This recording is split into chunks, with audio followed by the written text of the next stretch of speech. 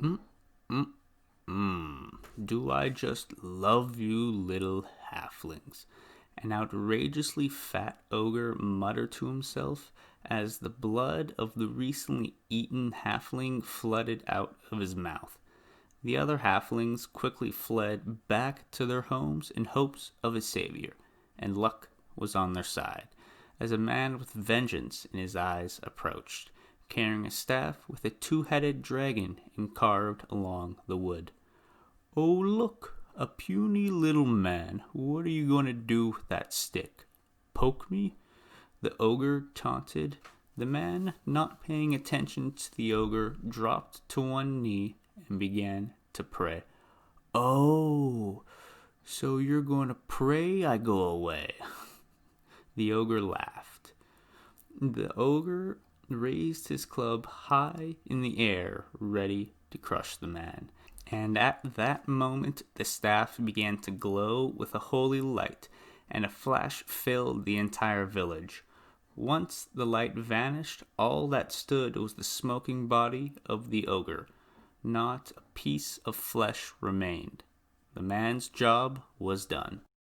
Hello, ladies and gentlemen. I am your host, Jay the Great, and today we are building the deadliest build in Dungeons & Dragons 5th edition. By deadliest, I don't mean the most damage in a single attack. Here, we are defining deadliest by our average damage per round. I am also assuming we are just attacking one target. Our goals for today are to deal crazy amounts of damage at all levels and to not use any magic items. So, as comparison to our damage, we'll have the iconic warlock spamming Eldritch Blast, Hex, along with Agonizing Blast. We will also be assuming a 60% chance to hit. Now, as you can see, this is some pretty good damage. Ladies and gentlemen, this is your guide to the Cursed Paladin. So, for our race, we'll be going with Variant Human. We'll take a +1 to our Charisma and +1 to our Strength, along with the Polearm Master Feat. This gives us two great features. First, whenever we take the attack action with the glaive, halberd, quarterstaff, or spear, we can use our bonus action to make a melee attack. This melee attack uses the same ability score as our primary attack, dealing 1d4 damage. Secondly, creatures provoke opportunity attacks when they enter in our reach, while we use either a glaive, halberd, pike, quarterstaff, or a spear. For our ability scores, we'll be using point buy, starting with a 12 in strength, which will be raised to 13. I'll explain why later. 14 in dex, 12 in constitution, an 8 in intelligence, sadly it's not 10, 8 in wisdom, and a 15 in charisma, which is raised to 16. Now, the most important part for any character is their backstory. And as a disclaimer, this is the backstory for my Cursed Paladin. Your Cursed Paladin can have whatever backstory you want. The Cursed Paladin was a simple farmhand. Here, he loved the simplicity he found in life. He began his own family and was able to buy the farm he once worked on.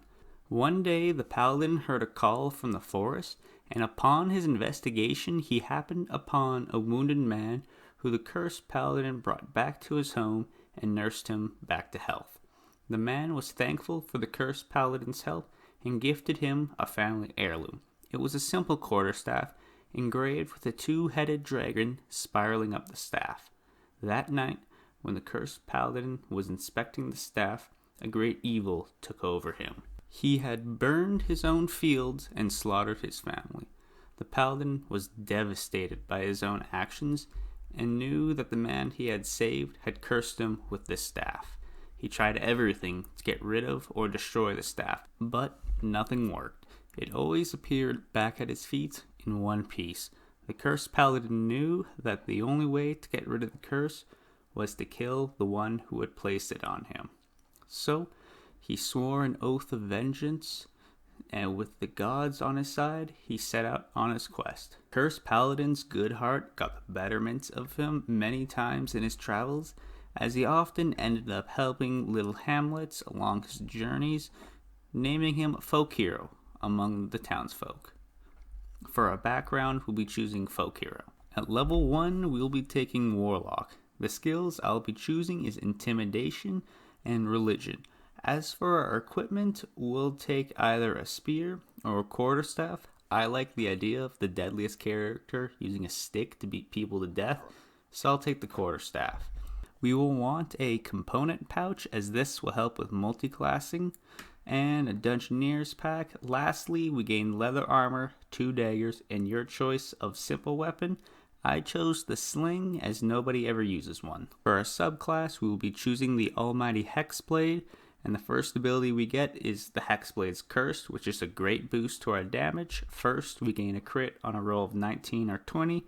Secondly, we got our proficiency bonus to our damage rolls. Finally, whenever we kill someone with the curse, we gain some hit points back. Secondly, there's the Hex Warrior feature, which gives us proficiency with martial weapons, medium armor, and shields. Secondly, and more importantly, we can use our charisma modifier for attack and damage rolls if the weapon we are wielding does not have the two-handed property. This means we can't use glaives, halberds, or a pike with the Polar Master feat. For our spells, we'll be taking Minor Illusion Mage Hand for cantrips. They're great utility spells. And we'll also take Armor of Agathis, which is a great spell for you to cast as a defensive buff, and Hex, which is a primary offensive attack spell. As for the rest of our equipment, we'll want to get ourselves some good medium armor, preferably half plate, but it costs 750 gold pieces, which I doubt you'll have at level 1. We also want to get our hands on a shield, and that'll give us some pretty good AC. Finally, we'll be using the quarterstaff as our main weapon or a spear, so it's your choice. While in combat, the first thing we want to do is use our Hexblade's Curse on the strongest target, and in the next round, we want to cast Hex on that same target, and our average damage per round is 14.4. Level 2 is a pretty simple level for us. We'll be multiclassing into Paladin. Now, to multiclass into Paladin, we do need 13 in Strength, so that's why I raised it to 13, and 13 in Charisma, which we already have. We also gain the Divine Sense, which is always a good ability to have, and lastly, Lay on Hands for a pretty decent heal. At level 3, we gain access to our fighting style, and I'll be taking Dueling, which gives us +2 to our damage rolls. Secondly, we gain our spell casting, and we have a number of spells equal to our charisma modifier plus half of our paladin level, round down. Our spells of choice would be Bless, Divine Favor, Heroism, Shield of Faith, and Wrathful Smite, although Hex is still the best spell for us to cast. Divine Favor is also a good spell for us to cast instead of Hex if there's a lot of enemies, as Hex requires us to move it from target to target, while Divine Favor just does 1d4 extra damage, but it does that to all of our weapon attacks. At this level, we will also get Divine Smite. Now, use this at your own discretion, as you can quickly burn through your own spell slots. The only time you should always use Divine Smite is when you get a critical hit. Also, I will go through the average damage with criticals at the end of this build here. And with Dueling, our average damage per round is increased to 16.8. Level 4, first we gain Divine Health, which gives us immunity to disease, which is about as useful as immunity to disease is in Skyrim. We also gain our Paladin Oath, and we'll be choosing the Oath of Vengeance. We'll get Bane and Hunter's Mark for our spells. Hunter's Mark can be better spell than Hex, as it does do weapon damage instead of necrotic damage. We also get our Channel Divinity. We can either, as an action, fear one creature with abjure enemy, or gain advantage on all of our attack rolls against one creature as a bonus action with Vow of Enmity. Now we definitely have a lot that we can do with our bonus action. So on the first round against that big bag enemy, we want to use our Vow of Enmity to gain advantage on all of our attack rolls. On the next round, we want to use our Hexblade's Curse, and then finally cast Hunter's Mark on the round after. Lastly, when calculating our average damage per round, our baseline does take that +1 to their Charisma bonus, so we do lose that 5% chance to hit. But as for our average damage, it is raised to 22.33.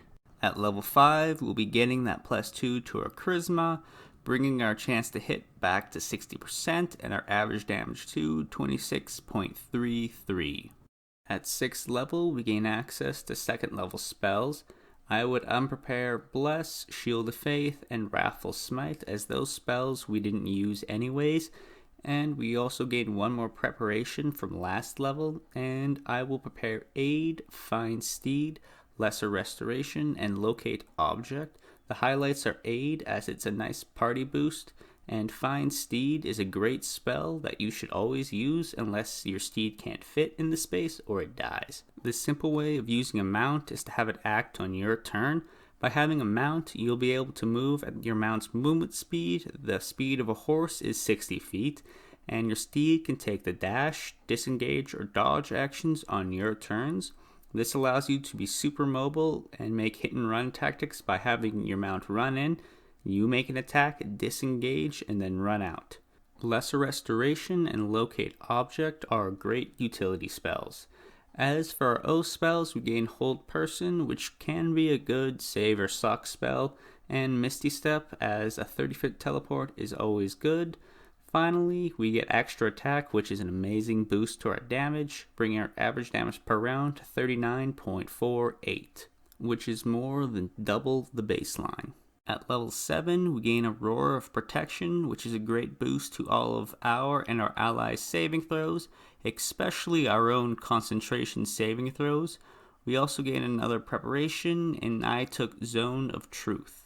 At level 8, we gain a Relentless Avenger feature. Here, when we hit an opportunity attack, we can move up to half of our movement speed as part of the attacks, and this movement won't provoke any opportunity attacks. This feature combines well with the Polar Master feat, which is when we can make opportunity attacks if a creature enters our range, which is 5 feet, with the quarterstaff, which we can then move to safety from our intruder.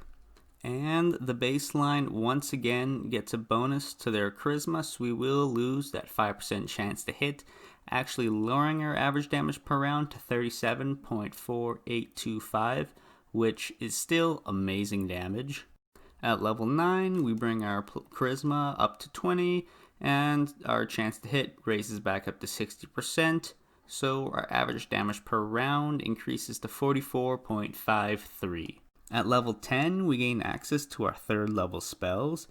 Here, we get 2 more preparations from the last level, and I will take Crusader's Mantle, which will give the whole party 1d4 extra damage, and Revivify, which is great because bringing anything back from the dead is handy.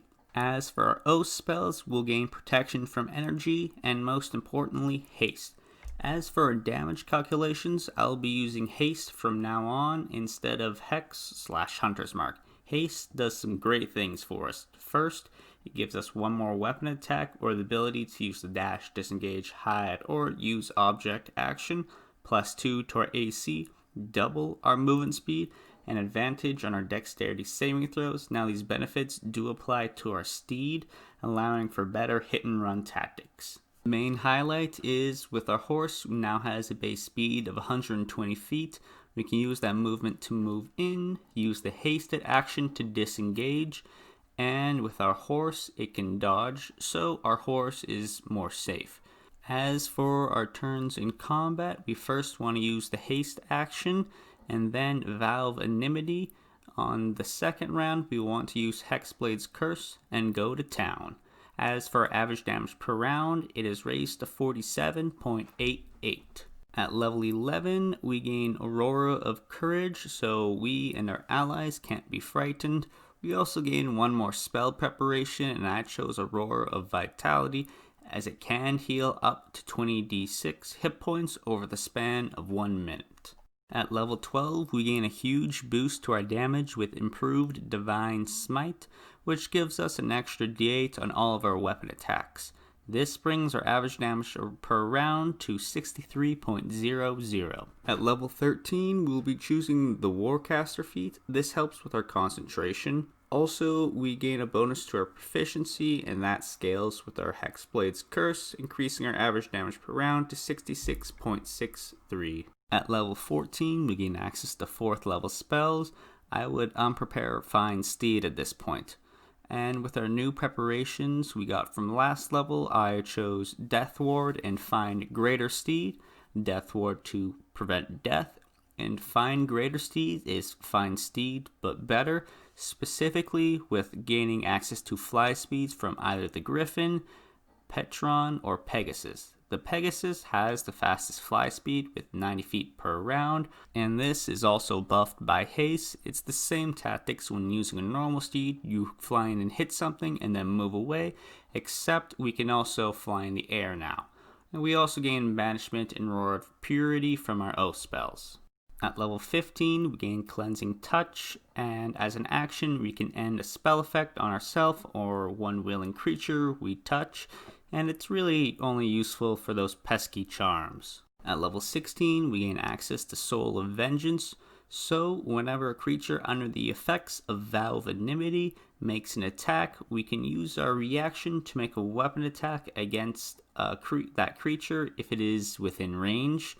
And I won't be adding this into our average damage per round, but keep it in mind at this level. At level 17, I chose to take a +2 to our Constitution for a bit more HP and better concentration saves. Also, we gain a boost to our damage from our proficiency bonus, and it is raised to 69.72. At 18th level, we gain access to our 5th level spells. For unused preparations, I chose Raise Dead, as it's always good to raise the dead, and Holy Weapon. Holy Weapon will be our new go-to spell for damage, as it does 2d8 extra radiant damage on all of our attacks. We also get Hold Monster and Scrying from our Oath. As per our new order of combat, it's always best to cast Holy Weapon before combat, as it lasts an hour, but that's not always possible. But if it isn't possible in the first round, we want to cast Vow of Enmity to gain advantage. In the second round, we want to cast Holy Weapon if it isn't already cast. And then finally, use Hexblade's Cursed. As per our average damage per round is raised to 74.76. At level 19, our Aurora ranges increase from 10 feet to 30 feet. For level 20, we gained one more ability score improvement, and I chose +2 for our Constitution, for HP, and concentration saving throws. As you can see, we deal some amazing damage. At level 11, on average, we deal 50 points of damage, and at the highest levels of play, we deal almost 75 points of damage per round. The big glaring weaknesses of this build is that 1, you're always concentrating on its spell, and 2, it takes a couple rounds to get set up for maximum damage. Now, with the problem of concentration, we do try to circumvent this in 2 ways. First, with Aurora of Protection, we do eventually gain a +5 to our concentration saving throws, which brings us up to +7, and we do raise our con at later levels. And second, we try to use hit and run tactics with our steed. As for the second problem, you can solve it by being strategic when you use your Vow of Enmity and Hexblade's Curse, as they are both short rest abilities. If you think the combat won't last long or there's a lot of smaller enemies, cast either Hex or Divine Favor in the first round of combat, and simply go to town. Now for critical hits.